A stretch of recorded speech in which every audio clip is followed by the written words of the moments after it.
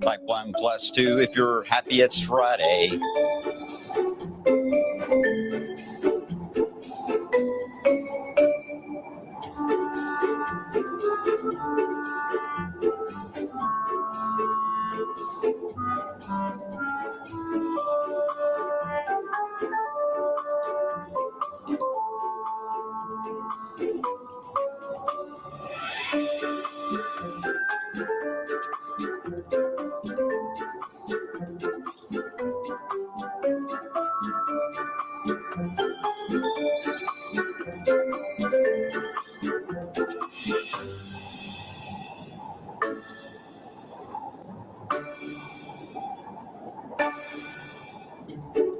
Good morning. Good morning. 58 after 9 o'clock on this finally Friday. Back to the full week there of January 2026. I do hope you guys are doing well. Hope you've had a good week. It's not been a bad one, right? Weather-wise, at least. Very tolerable. We've had some sunshine, temperatures at times into the 50s and 60s. We've already had a record high today. Yeah, that was easy. Knock it out at 3 o'clock in the morning. Why not? Let's do it. So the record has already been established for the state, being the previous of 67 degrees back in 1949. All right, we'll cover some of the stats for today, and then we'll get into, obviously, the longer term as we head down the road. Look at some of your comments real quick. Let's see. Why is it quiet all of a sudden? If you're talking about me, that's just because I pause a lot. Dramatic pauses, as some say. I'll tell you what, we're going to try a new thing here. A new thing here in the block. We always got to shake it up. Try something different, right? So here's what we're going to do. Going forward, you guys, I know, love sometimes when I throw out the numbers of, +1, 15 minus 3. Give me the square root of 87.41. What's pi times 2? You know what I'm doing. I'm just trying to see if you're paying attention, right? But I want you guys to also react to what I am saying. I think this will be a fun little experiment for those of you that are able to react. I know that if you're watching on the streaming app itself, you don't see the comments fly up, so you can't really react. But you can go to Facebook and Twitch and to the X and to YouTube, and you can go there to react to do what I'm about to say. But for those that are in the reaction side of things, here's what we're going to do. Every time I say something that you like, well, let's just stick at the weather. Every time I say something that you think I like, put a +3. If I say something you are not a fan of, do -3. So +3, -3. And you don't have to say anything else other than that. I'll get the point as we go along here. Just curious to see the reaction of what I'm about to tell you all. All right, fair enough. Everyone got it? I think you got it. Let's get into the snowboard. Let's start there and move this right along. Snowboard today doesn't look a whole lot different because I just don't see that the storyline is going to be changing here. I think this is basically the same idea. We've got the light rain that will be transitioning over to some snow showers Saturday night. Majority of the snow shower, that activity that looks to be the most interesting, a little bit more of a kick to it, I think will be sometime on Sunday morning for some of those snow showers. By the time we get into Sunday afternoon, it's just going to be a few flurries that'll fly by. We'll talk about mount potential with that in just a few minutes. Then we'll get a break, and then we get to late Wednesday into Thursday of next week. That one I do think will be rain. And then as the 850s or the temperatures are off cool, I think we have a chance to get to some snow showers. Too early to tell about impact from that, but it's a fairly broad, messy setup there. Then we get into the 17th through the 20th, and I've added the 23rd to the 26th as both our next level up on the snowboard, which is systems to watch. Anytime I put that on the board, that means these are the ones that can be sneaky but have potential based on whether it's pattern recognition, they are where they're developing, and a historical aspect of what we faced before in the Ohio Valley. And these scenarios, they tend to cause us problems. So anytime that we see that potential, we change the wording to system to watch. And that's probably the tamest way we could say, oh my gosh, it's probably going to snow. System to watch is a little easier. Fair enough? All right, a lot of +3s. 0, I see a 0 though. That's all right. We'll work on that, Rue. Okay, let's get into what's happening now, and then I'll get into the weekend and how that will evolve. As you guys know, I'm very big on being chronological with weather, because the weather is a storyline, and it has the past, the current, or the middle, and it has an end to it all. And that is the best way to understand how things progress through time. So that's the reason why I like to start off this way. So we're going to begin with a live look in Bardstown. Hey, some sun rays hitting there into Bardstown right now. 64 degrees, 65 in Louisville. Again, we reached 68 so far. 3, 4 o'clock in the morning, breaking the record by 1 for Louisville's date. And we're going to hold here into the 60s for about another 3 hours. After 3 hours, just after lunch, the cooler weather back here, you see that blue into the Wabash, into Indiana and Illinois. That will begin to slide slowly to the south and east. This is one of the reasons why, again, our next system that's rolling in tonight is not going to be a huge severe weather maker, because if we did not see any change here, the front stalled that came through this morning, we would stay in the 60s all day, even hit 70s, and then that second system would run right into that warm and unstable air. But now with that system we had this morning at rush hour, already well to our east, that is now allowing the door to be open for the cooler air to kind of slide in advance of that low pressure when it finally does push in, therefore choking its chances there of anything on the strong side. So that's a good thing, right? All right, rainfall amounts. This isn't a shocker considering how we had the split in the data that started yesterday. Some of these thunderstorm cells, these are the ones that had the warnings with them for a while, even a tornado warning or tornado possible in one of the storms that was approaching into Orange County last night, early this morning.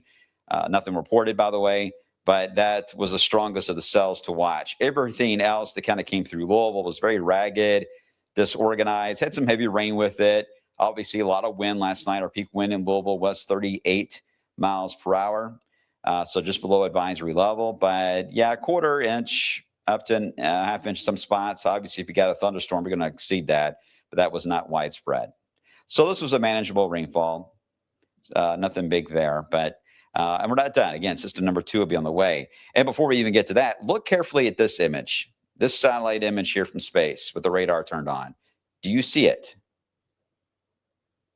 Look a little closer.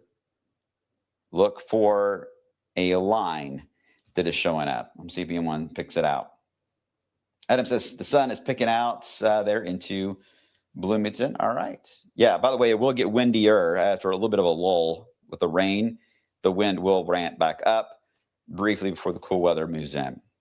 Last, not so much a cold front as it is a more of a temperature boundary to the west. It's going to be the leading edge of the wind shift because we're still at southwest wind right now, but this line right through here, there are signs that this is going to develop into some showers.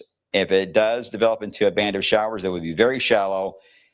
I don't think they're going to get lightning with them, but I just want to mention if you're going out for lunch today, this little band should hold together and just kind of drift over the city over the next 90 minutes.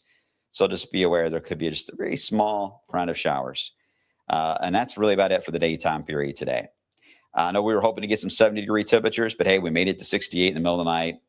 At least that's saved on your furnace bill, right? All right, so what is next? Well, after this system moves out of here, we have the next one that is already showing up. Look at that tornado warning is out down to, what is that? Southeast of Tupelo, I believe. It's hard to see on my screens here, but it's in southern areas of Mississippi on the tail end of the front of the storms that came through last night. This is where most of your severe weather will be tonight.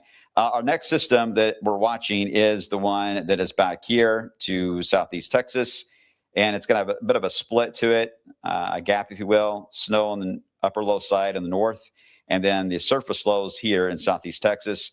And again, that's going to ramp just basically right over the same areas, but because this front has certainly made more eastern progression today on getting to the Appalachians, that is going to put the severe ease, our minds at ease on worrying about severe weather, is what I'm trying to say. So that's good.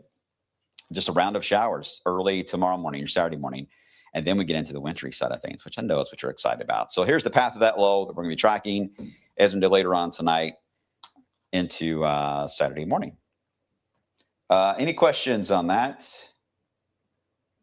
I just started watching you, but I can tell it's a lot of plus threes. So you are looking GQ as usual. I'm not exactly sure. That was a lot to decipher there. We do have a lot of plus threes, right? Everyone liking what they're hearing, right? And a couple of minus threes. We're going to see a lot of plus threes here in a second. And this is an experiment today. I just want to see, because it helps me out when I see your plus or minus, if you are excited or not, because I really want you guys to be excited. And I also don't want you to be disappointed. I mean, this is a community. This is our community here that we share with you all. So we want you all to have fun too while watching the blog. Let's get right to the Futurecast fair assessment. I think this is our in-house graph model. Shows any cape. You see that little bit of the gold or the, the red, some thunder there in eastern Kentucky. That's where any thunderstorms will be. I didn't hear any thunder this morning. If you did, let me know. I didn't hear anything. But then again, I have a giant hurricane fan that I have on all the time because I can't sleep without it. I got to strap Dobie down to the end of the bed with seat belts because he flies off the bed, but that's a whole other story. Anyway, you can see we've got most of that rain heading off to the east, and then we get into whatever that little wiggle was for the boundary itself. The wind shift could give us a few light showers. The model's not going to capture that very well because it's so skinny. Anyway, that moves on by. Here come the showers, system number 2 that rolls in from Texas. And you can see I just kind of grazes right into Kentucky. This is going to be a chilly rain too. Could even get some grapple or ice pelts mixed in with some of this. Wouldn't surprise me. If you're in Indiana, you may be completely missed out of this one, by the way, for late Friday night, early Saturday. But Kentucky has a good chance for about 2.5, 3 hours of light rain Saturday morning. Not bad. I think it'll be a relatively tame setup. Then after it moves out, then here comes the cold. And as that happens, we are setting the stage then for the first vort to drop in with some snow showers. Now, the timing on this is going to be nocturnal right now, I've noticed. And that is interesting. Now we've got a nocturnal clipper, if you will, moving in to the Ohio Valley right along 64. If we already had Arctic air in place, I'd be like, oh, this is going to be interesting. I mean, we could get a good inch of snow out of this. But It is, yes, arriving at night. That's +1, as you guys know. It will be light. There is a problem when you look at the soundings of getting moisture to form right when snowflakes generate what we call the DGZ, the zone. There is a bit of dryness in that pocket of the atmosphere above our head. So this could be a mix of freezing drizzle and snow. Depends on how this plays out. I'm thinking right now this will be snow. I think that column will saturate just right to keep it as flakes. Either way, it does look light. But with it moving in, it absolutely being nocturnal can stick to the car top, rooftop, your patio furniture, maybe the grass. But as soon as it stops or eases back down, it will melt immediately. This is not a huge issue on travel other than bridges and overpasses. Just be mindful of that because we will be below freezing by Sunday morning. So we don't want you guys to get cut off by a bridge or an overpass. But this is very quick. Moves in, moves on out, and anything else after that is going to be really just in the form of flurries. The only snow shower activity has a kick to it will be the very early morning stuff. The rest of the day, just cold and blustery outside. So I was looking at the, well, first off, here's the snowfall map. Decided to draw one for a grassy accumulation by Sunday a.m. Dusting. Some spots can get a half inch or so on northern counties, especially where it can stick onto some elevated objects. But I just don't think it's a big ordeal. It's just been fun to put a snow map back out. Haven't done that since, what, December? Right before I left, right? It's the last time we had to worry about it. Okay, so what's next? Well, let me show you one thing that stood out about these snow showers on Sunday, and that was the squally nature to them. So I did a little bit of digging to see if we have any type of elevated snow squall parameter that can enhance some of these snow showers on Sunday. Well, the NAM, which typically can overdo this, no shocker, the NAM is quite aggressive with this idea as we head into Sunday. The GFS says no, that it's all in Ohio and northeast of our area. We'll watch it. We'll just see. It's still early, right? We got a little bit of time here to fine tune it, but don't be surprised if some of these snow showers may have a bit of a squally nature to them with some gusty winds as we head into Sunday. All right, let's get into the setup for next week. This is what you really want to know, and I'm going to stay on the main screen so you can see it all.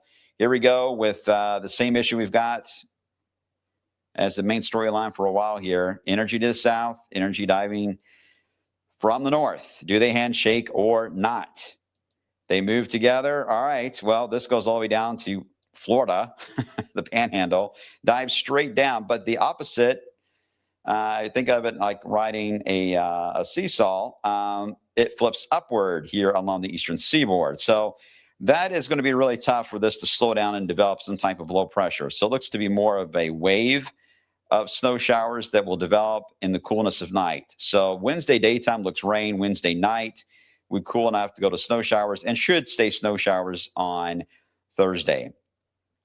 As of now, because the main low itself, there's a lot going on here where we have an upper low, but because we're so close to the close, there's going to be a transfer to a surface low that will take place near I-95. So that's going to kind of skew things a bit on how much moisture will be injected. But anyway, not to get in the weeds on it, it's too early to know how much moisture this will have. But if there's any period next week to watch for some light accumulations, it's going to be Thursday more than it would be Wednesday. And we'll do just that. We'll babysit it, see how it trends. All right, there it rolls out. Uh-oh. What's that? Another one drops in. And that one, another round of clippers. Notice how cold we're getting, too. And the cold is building back to the west. We talked about this yesterday. The more you build it west, the more you're setting yourself up for a winter storm to form because the Gulf of Mexico starts to react to it. That will induce a low pressure that will then track and become an East Coast storm. When you develop in west to 65, it gets more exciting. When you develop in east to 65, usually we get just backlash flurries. Well, there are signs here that this is going to be one that is going to really try to develop a little more to the west. As it does, get its act together, this is where things can get interesting. This is one of the systems to watch. As don't look at where it has snow here and rain here and some, don't pay attention to that. You got to look at the players in the field. Energy moving across the south, and we also have potential for phasing for the northern branch off to the north. This will likely induce some type of a winter, I don't want to say winter storm, but it could be scenario as we head into MLK weekend. We'll see. And then becomes an East Coast storm after that. And it's not the only one. There's one right after that that shows up. In fact, looking at the last 10 days of January, it's a near repeating type of setup where we've got this ridge going up the West Coast, and then you've got the cold air just diving south in phases. You got a little bit of a ridge here in the southeast.